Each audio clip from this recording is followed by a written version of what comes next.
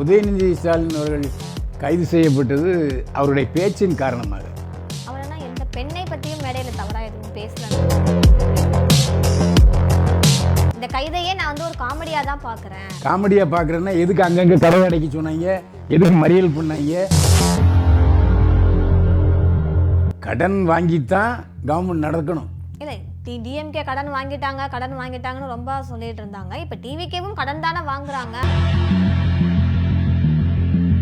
தளபதி Joseph Vijay அரசுக்கு எந்தவித பயமுறுத்தலும் இல்லை. இதே மாதிரி தான் டாக்டர் கலைஞர் மைனாரிட்டி அரசை நடத்திக்கிட்டு இருந்தாரு. அவர் என்ன பயந்தாரா? அண்ணன் சீர்காக பணம் ஒதுக்கீடு பண்ணியிருக்காங்க. ஆனால் இந்த பட்ஜெட் ரொம்ப கம்மியாக இருக்குது அப்படின்ற மாதிரி சொல்கிறாங்களே சார். எங்கள் பேருக்கு ஒரு 100-150 பேர் கொடுப்பாங்க. ஊரில் உள்ள எல்லாருக்குமா கொடுக்க முடியும்? ஊழல் பண்ணுபவர்களுக்கு கட்சியில் இடம் இல்லை. ஏற்கனவே பண்ணியிருப்பான் அவன். இப்போ நான் எங்கள் கட்சியில் வந்து பண்ணானான்னு கேட்பாங்க. ஏற்கனவே பண்ணவங்க இப்பயும் பண்ணுவாங்க தானே. அந்த சூழ்நிலைக்கு ஏற்றபடி அடிச்சு விட வேண்டியதுதான். வின் பண்ணணும் அப்படின்னு மக்களை கவர்வதற்காக சொல்லக்கூடிய ஒன்று தான் அந்த தேர்தல் வாக்குறுதி. ஆமாம். தமிழ் வாய்ஸ் நேயர்களுக்கு வணக்கம். இன்னைக்கு நம்மளோட ஷோவில் இணைஞ்சிருக்கிறாங்க பைல்வான் சார். இது பைல்வான் பாலிடிக்ஸ். அரசியலில் இருக்கக்கூடிய கல நிகழ்வுகளை சார்ட்ட கேட்டு தெரிஞ்சுக்கலாம் வாங்க. வணக்கம் சார். வணக்கம். என்னை வாழ வைத்துக் கொண்டிருக்கும் யூடியூப் சேனல் நேயர்களுக்கு நன்றியும் வணக்கம். வணக்கம் சார். இப்போ திராவிட முன்னேற்ற கழகத்தை பார்த்து தாவேக அரசு பயப்படுறாங்களா அப்படின்ற மாதிரி ஒரு கேள்வி இருக்குது சார். எதுக்கு பயப்படணும்? அதனால தான் வந்து உதயநிதி ஸ்டாலின் அவங்களை வந்து கைது பண்ணாங்களா அப்படின்ற மாதிரி. இல்லை இல்லை, பயத்தின் அடிப்படை இல்லவே இல்லை. அதாவது இப்போதைக்கு ஆளுங்கட்சிக்கு எந்த மிரட்டலும் இல்லை, உருட்டலும் இல்லை. அவர் ஆளுங்கட்சியை சேர்ந்தவங்களுக்கு பயமும் இல்லை. ஏன்னா அவங்க பவருக்கு வந்துட்டாங்க. பவருக்கு வந்த ஒரு அவங்கள அசைக்கிறது ரொம்ப கஷ்டம். அது மட்டும் இல்லை, இப்போ உதயநிதி ஸ்டாலின் அவர்கள் கைது செய்யப்பட்டது அவருடைய பேச்சின் காரணமாக. அவர் என்ன எந்த பெண்ணை பற்றியும் மேடையில் தவறாக எதுவும் பேசலன்ற மாதிரி தானே திமுக இருக்கக்கூடியவங்க சொல்கிறாங்க. நீங்கள் பார்த்தீங்களா இல்லையா? உங்கள் மனசாட்சிக்கு எப்படி இருக்குது? அதான் இரட்டை அர்த்தங்கள் இருக்குது அப்படின்ற மாதிரி இருக்குல்ல. விட்டுருங்க, அப்படி பேசவே கூடாது. அதாவது ஒரு சாதாரண மனிதன் திமுகவில் உள்ள கடைநிலை பேச்சாளன், காசுக்காக பேசுகிறவன், வாடகை வியாபாரி பேசுனா அதில் தப்பு இல்லை. சரி, ஏதோ காசு வாங்கிட்டு பேசுகிறான்னு. அதாவது மக்களுடைய வாக்கை பெற்று சட்டமன்ற உறுப்பினராகி எதிர்க்கட்சி தலைவராகிறீங்க. அப்போ நீங்கள் பொறுப்போட பேசணுமா இல்லையா? அது அவங்க ஒரு நடிகை பேரை சொல்கிறாங்க. ஆனால் அந்த கைதையே அவர் வந்து நான் காமெடியாக தான் பார்க்குறேன் அப்படின்ற மாதிரி தானே அவர் சொல்கிறாரு உதயநிதி ஸ்டாலின். இந்த கைதையே நான் வந்து ஒரு காமெடியாக தான் பார்க்குறேன் அப்படின்ற மாதிரி தானே. சிரிச்சுக்கிட்டே தான் ஒரு வண்டியில் போனார். நான் ஒன்றும் ஓடி ஒளியலை, நான் என் குடும்பத்தோடு தான் இருக்கேன், எனக்கும் ஒரு மகள் இருக்காங்க, என் ஒய்ஃப் கூட தான் நான் இருக்கேன் அப்படின்ற மாதிரி தான் அவர் சொல்லிட்டு இருந்தார். அவருக்கு ஒரு மகனும் இருக்காரு. இருக்காருல்ல. காமெடியாக பார்க்குறேன்னா எதுக்கு அங்கங்கே கடவை அடைக்க சொன்னாங்க, எதுக்கு மறியல் பண்ணாங்க? டிவிகே சார்பாகவும் கண்டனங்கள் ஆர்ப்பாட்டங்கள் நடந்தது. நான் சொல்கிறது அரெஸ்ட் பண்ணது காமெடினா இப்போ காமெடிப்பா விடுங்கப்பான்னு நீங்கள் போங்கன்னு கையெடுத்து அவர் கட்சிக்காரங்களை சொல்லிக்கலாம்ல.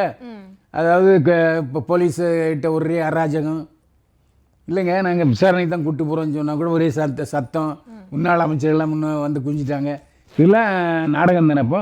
சரி, ஓகே சார். இப்போ அடுத்ததாக பார்த்தீங்கன்னா திமுகவில் இருக்கக்கூடிய சேகர் பாபு, முன்னாள் அறநிலையத்துறை அமைச்சர், அவங்கள வந்து ஓரம் கட்டுறாங்களா அப்படின்ற மாதிரியும் ஒரு கேள்வி எனக்கு இருக்குது. திமுகவில் ஓரம் கட்டுறாங்களாமா? அப்படி தெரியுது பார்க்கும்போது. இல்லை இல்லை, ஆரம்ப காலத்தில் அவர் முதலமைச்சர், முன்னாள் முதலமைச்சர் மு.க. ஸ்டாலின் அவர்களுக்கு வலதுகரமாக இருந்தார். அதை விட கூடுதல் என்னென்னா, அந்த அம்மா துர்கா ஸ்டாலின், திருமதி துர்கா ஸ்டாலின் எந்தெந்த கோயிலுக்கு போகிறாங்களோ அவங்களுக்கெல்லாம் முன்னோட்டி பாதுகாப்பு அதிகாரியாக எல்லா வேலையும் ஏற்பாடு பண்ணிட்டு இருந்தார். அதனால் எப்போவுமே மனைவிக்கு யார் ஆதரவாக இருக்காங்களோ அவங்களுக்கு கணவனும் சப்போர்ட் பண்ணுவார். அந்த அடிப்படையில் சேகர்பாபுக்கு ஒரு நல்ல மரியாதை இருந்தது.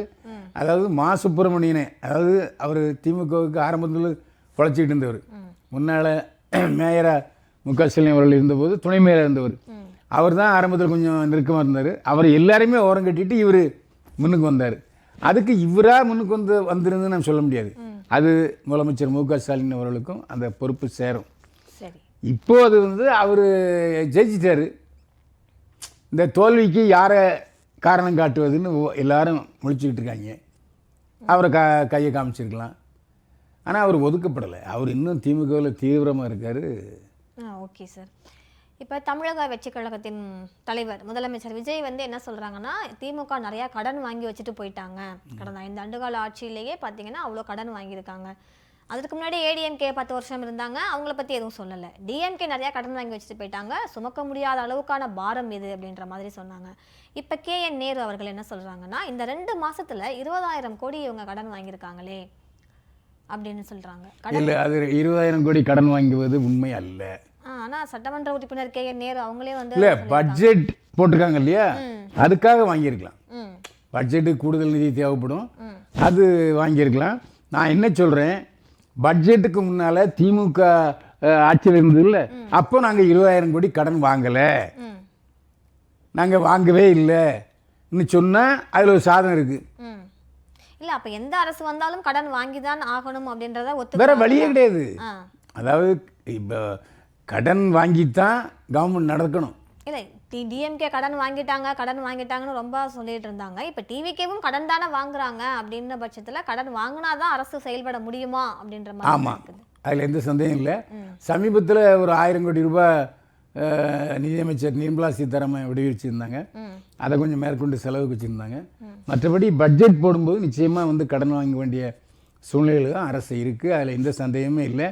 ஆனால் தளபதி விஜய் என்ன சொன்னார்னா, தேர்தல் பிரச்சாரத்தில் கடந்த 10 ஆண்டுகள் வாங்கிய கடனை விட திமுக அரசு, அதாவது மு க ஸ்டாலின் அரசு அதிகமாக வாங்கிட்டுன்னு சொன்னார்.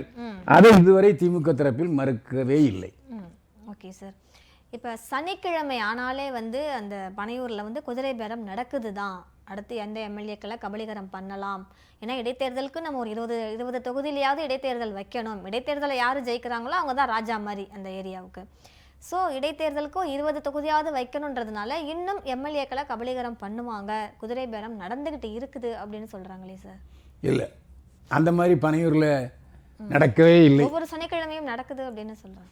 இல்லை, இந்த இப்போ ஏடிஎம்காரங்க தான் போயிட்டுருக்காங்க. ஏற்கனவே போயிட்டு வந்தவங்க தான் மறுபடியும் போயிட்டுருக்காங்களே தவிர புதிதாக யாரும் போகலை. இப்போதைய சூழ்நிலையில்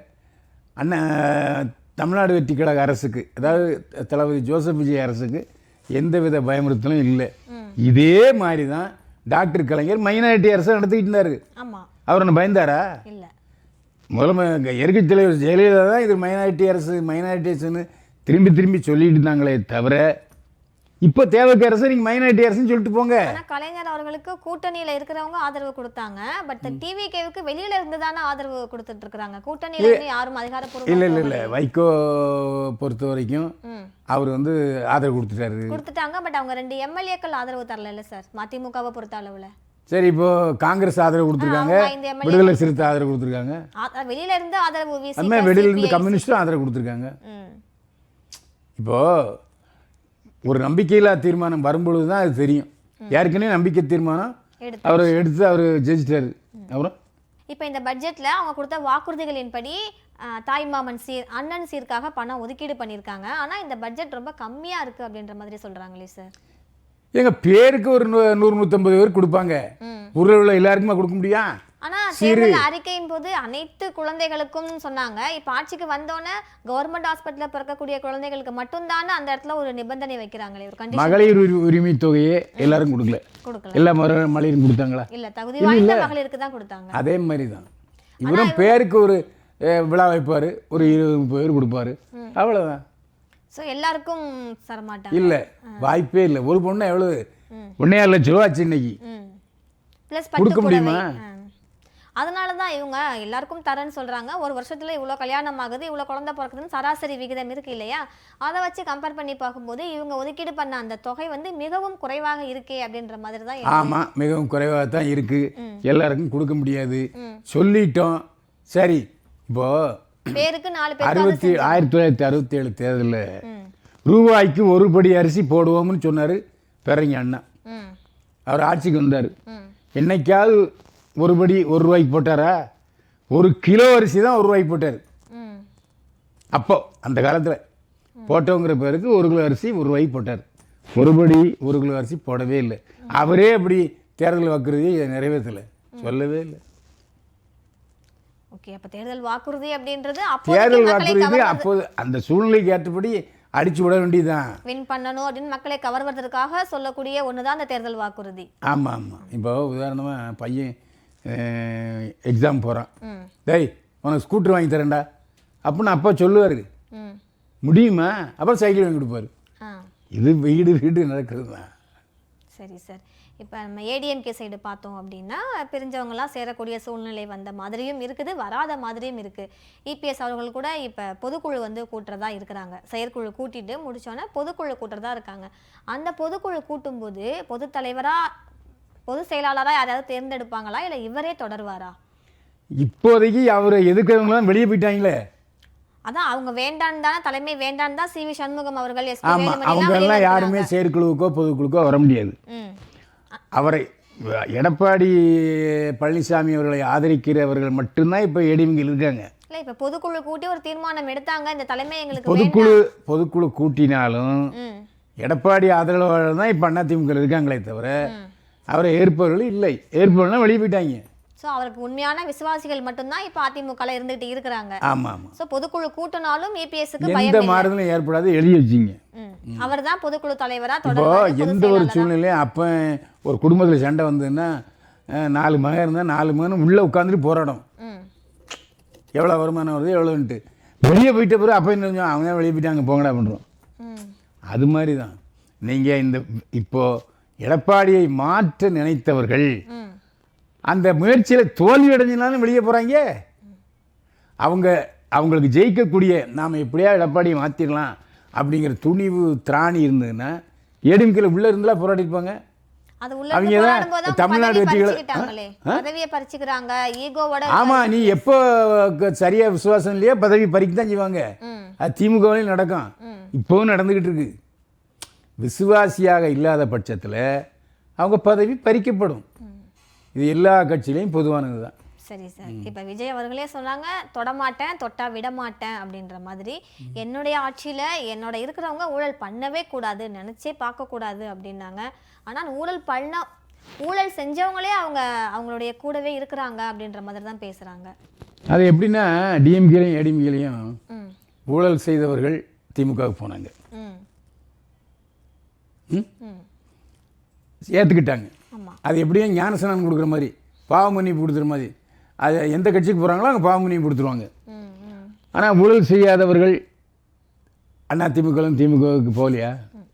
திமுக ஏற்றுக்கொள்ளலையா? விஜய் அவர்கள் குறிப்பா சொன்னாங்க, ஊழல் பண்றவங்களுக்கு என் கட்சியில இடம் இல்ல அப்படின்னு. ஊழல் பண்ணுபவர்களுக்கு கட்சியில இடம் இல்லை, ஏற்கனவே பண்ணியிருப்பான் அவன். இப்போ நான் எங்க கட்சியில வந்து பண்ணானான்னு கேட்பாங்க. ஏற்கனவே பண்ணவங்க இப்பயும் பண்ணுவாங்க தானே. இப்போ எக்ஸாம்பிள் சொல்லணும்னா குட்கா ஊழலே எடுத்துக்கலாம். இல்லை திருந்துபவர்கள் இப்போ இங்கே வந்து அவங்களால பண்ண முடியாது அப்படிங்கிற ஒரு உத்தரவாதத்தை முதல்வர் ஜோசப் விஜய் கொடுத்துருக்காரு. அதை கடைப்பிடிப்பார்.